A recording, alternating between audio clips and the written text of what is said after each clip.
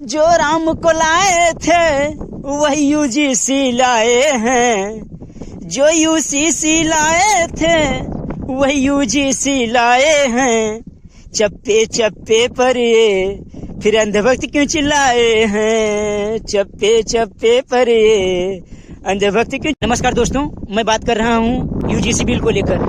मैं इस वीडियो में समता, समानता, न्याय, बंधुत्व, भाईचारा की सोच रखने वाले सवर्णों को टारगेट नहीं कर रहा, बल्कि भाजपा और आरएसएस के उन दलालों और अंधभक्तों को टारगेट कर रहा हूँ जो यूजीसी बिल का विरोध कर रहे हैं। ये वही लोग हैं जो कल तक आरएसएस और भाजपा का कट्टर समर्थक हुआ करते थे, जो कहते थे कि मोदी है तो मुमकिन है, मोदी अवतार हैं, मोदी महामानव है। और आज वही मोदी और भाजपा सरकार एक यूजीसी बिल लेकर के आई कि मोदी ऑस्ट्रेलिया हो गए।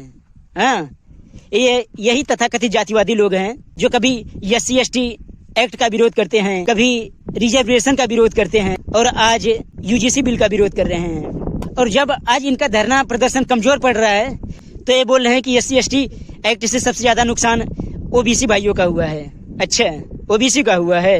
मंडल कमीशन का विरोध किसने किया था? SC/ST वाले। ये बहुत पुराना हो गया। आइए नए की बात करते हैं। मध्य प्रदेश में मोहन यादव की सरकार, जो भाजपा से ही है, उन्होंने जब ओबीसी रिजर्वेशन को बढ़ाने की बात किया तो उनका रिजर्वेशन बढ़ाने को लेकर विरोध किसने किया? SC/ST वाले। इटावा में एक यादव कथावाचक को कथा कहने पर उसको मूत्र से किसने नहलाया? SC/ST वाले। मध्य प्रदेश में एक यादव का चोटी रखने पर उसका चोटी उखाड़ लेना किसने उखाड़ा? SC/ST वाले। पटेल समाज की एक हमारी बहन का जो कथा कह रही थी, उसको कथा न कहने देना, उसको कथा का विरोध किसने किया था? SC/ST वाले। मंदिर से अखिलेश यादव को रिटर्न आने पर मंदिर किसने धुलवाया था? SC/ST वाले। इन्हीं SC/ST ओबीसी वालों को कभी तुम शूद्र कहते हो और आज जब तुम्हारी धरना प्रदर्शन में शक्ति बल नहीं जुटा पा रहे हो, कमजोर पड़ रहे हो, तो अलग अलग तरीके अपना रहे हो। अब कोई भी SC/ST ओबीसी वाला कमजोर नहीं है और ना ही तो इतना मूर्ख है कि वो यूजीसी बिल का विरोध करे।